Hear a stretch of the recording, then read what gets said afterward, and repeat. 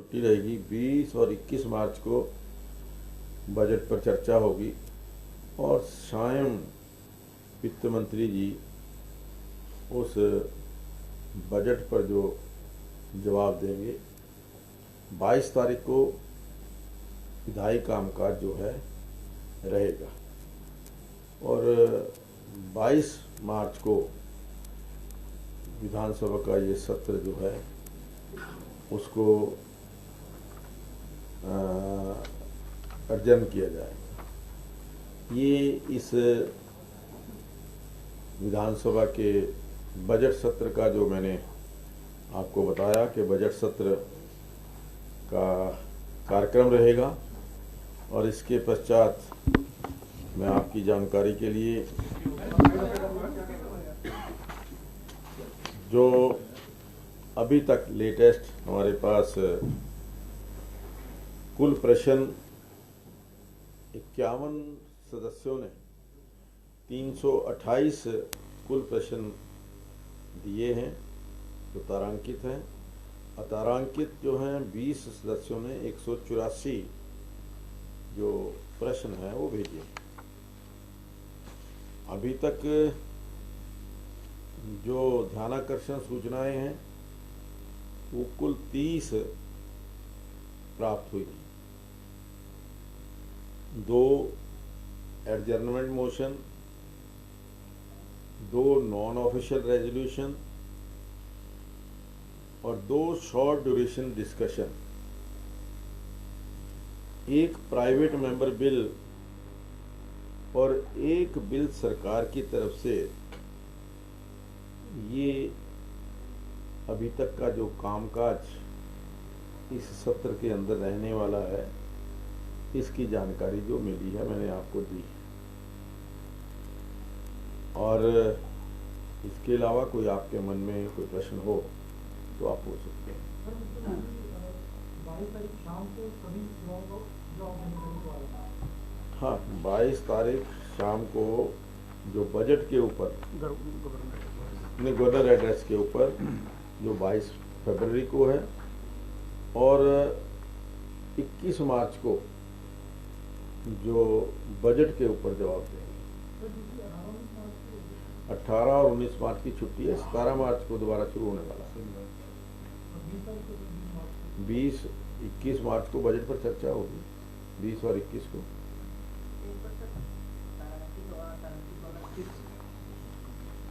जो तारांकित प्रश्न है 51 मेंबर्स ने भेजे हैं।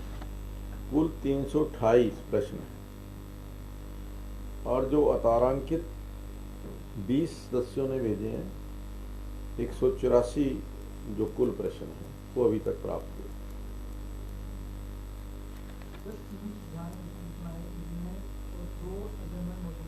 हाँ जी, नॉन ऑफिशियल रेजोल्यूशन, गैर सरकारी प्रस्ताव। ये प्राइवेट मेंबर और शॉर्ट डिस्कशन बता सकते हैं किस विषय पर है? प्राइवेट मेंबर बिल अभी विषय तो डिस्क्लोज ना ही करें तो ठीक है। अभी ये छोटे अभी आपके सामने आ ही जाएंगे।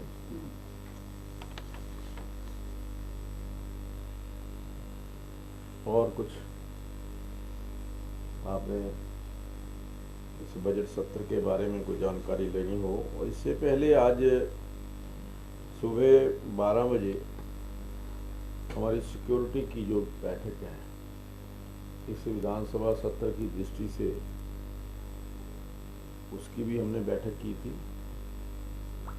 और इस जो हमारी बिजनेस एडवाइजरी कमेटी की बैठक के अंदर आदरणीय मुख्यमंत्री जी, उप मुख्यमंत्री ji, parliamentary affairs minister Shri Anil Vij ji, deputy speaker साहब, ये सभी और उसके साथ साथ श्री बीबी बत्रा जी जो विशेष तौर पर आदरणीय भूपेंद्र सिंह हुड्डा जी की तबीयत ठीक न होने के कारण उन्होंने उनको डेप्यूट किया था।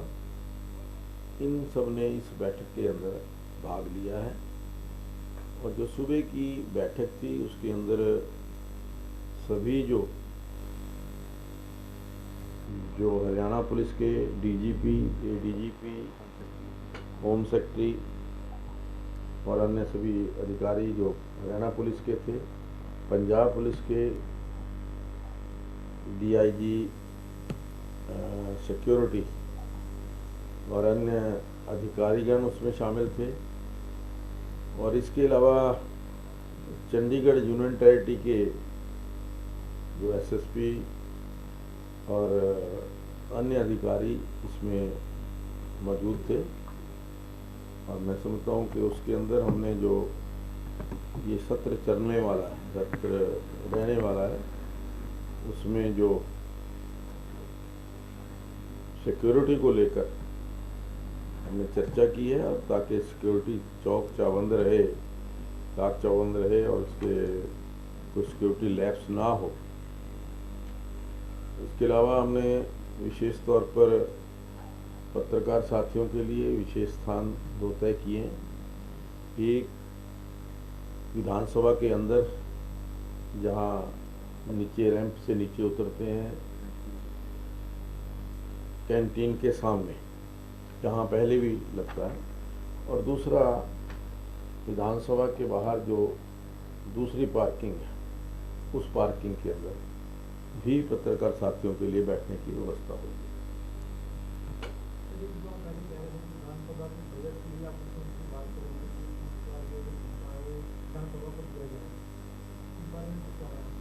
देखिए, मैंने जो वित्तीय स्वायत्तता के बारे में बात की कि विधानसभा को वित्तीय स्वायत्तता मिलनी चाहिए, वो मैंने एक निवेदन आदरणीय मुख्यमंत्री जी से किया है। और मुझे पूरी आशा है कि उसके सकारात्मक परिणाम निकलेंगे और जो मांग हमने की है वो मांग पूरी होगी। नहीं, डिजिटल तो ई विधानसभा हमने पिछले सत्र के अंदर ही विधानसभा को पूरी तरह से डिजिटलाइज कर दिया था। नेवा के अंतर्गत पिछले सत्र के अंदर 95% पेपर की बचत हुई थी, 98%। और अब की बार तो मैं समझता हूँ कि पूरी तैयारी है। हमने चाहे वो अधिकारी हैं, कोई भी गवर्नमेंट की कॉरेस्पॉन्डेंस है, वो सब ऑनलाइन है। विधायकों से जो प्रश्न आए हैं सब ऑनलाइन आए हैं। ये सभी जो प्रस्ताव आए हैं वो सब ऑनलाइन आए हैं और हमने उनको ऑनलाइन ही लोड किया है। तो हमारा ये प्रयास है कि अब की बार जो 100% पेपरलेस विधानसभा जो हमारी कल्पना है उसको हम पूरा कर सकें। पिछली बार जो गलत जानकारी के मामले संज्ञान में लिए थे आपने, एक फरीदाबाद का मामला था, एक लोकल बॉडी मिनिस्टर से जुड़ा मामला था, उसमें कुछ फाइनल डेवलपमेंट है सर? उसके अंदर 2-3 चीज़ें थी जो गलत जानकारी थी। अभी तक जो एक गलत जानकारी दी थी वो शिक्षा विभाग ने दी।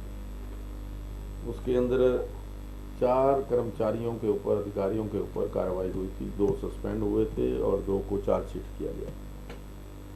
इसी प्रकार से एक जानकारी, जो गलत जानकारी हमारे सेक्रेटेरिएट, विधानसभा सेक्रेटेरिएट की तरफ से अभय सिंह चौटाला जी को जो उन्होंने ऑब्जेक्शन किया था कि मैंने ये शब्द लिख करके नहीं दिया था और वो इसमें ऐड कर दिया गया है, उसके ऊपर हमने इंक्वायरी कराई और जो 5 लोग उसमें दोषी थे उन 5 को हमने चार्जशीट किया। अभी तक जो मुझे अभी तक जानकारी है, शायद वो जो अनिल विज जी, डॉक्टर कमल गुप्ता जी को, जो उनका कोई अभी तक हमें जानकारी अभी तक नहीं मिली। और फरीदाबाद में जो डेथ का मैटर था, सीवरेज लाइन में कम डेथ बताई गई थी, वो भी आपने संज्ञान लिया था? हाँ, वही तो था, वही तो नगर निगम का था ना।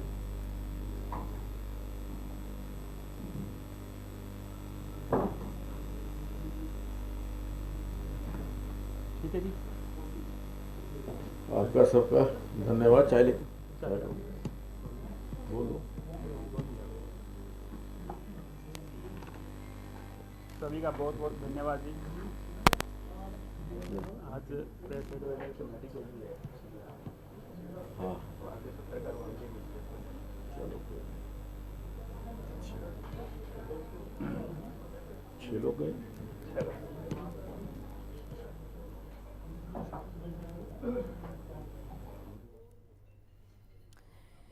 तो स्पीकर ज्ञानचंद गुप्ता की प्रेस कॉन्फ्रेंस, और स्पीकर ज्ञानचंद गुप्ता को सुन रहे थे आप, और इसी के साथ तमाम जानकारी इस कॉन्फ्रेंस के माध्यम से उन्होंने साझा की है। हालांकि आपको ये भी बता दें कि इसी के साथ उससे पहले भी लगातार बैठकों में इस तरह का जिक्र होता रहा है, और अब इस प्रेस कॉन्फ्रेंस के माध्यम से भी तमाम चीज़ों से जुड़ी हुई जानकारी साझा करते नजर आए स्पीकर ज्ञानचंद गुप्ता। तो आपको बता दें, लगातार खासकर हरियाणा राज्य की अगर बात की जाए, क्योंकि अब चुनाव भी नज़दीक है, और उसी के साथ हर वर्ग की अगर बात की जाए, और जिन बातों का जिक्र करते हुए स्पीकर ज्ञानचंद गुप्ता नजर आए, वो भी कई मायनों में अहम रखी है। इससे पहले भी कई बैठकें की गई हैं, और उन बैठकों में भी हरियाणा राज्य से जुड़ी तमाम चीज़ों का जिक्र किया गया, और उसी के साथ प्रेस कॉन्फ्रेंस के माध्यम से इन जानकारी को लोगों तक पहुंचाने, साझा करने, और सरकार की क्या योजनाएं आने वाले समय में उसको लेकर भी तमाम जानकारी पहुंचाई जा रही है।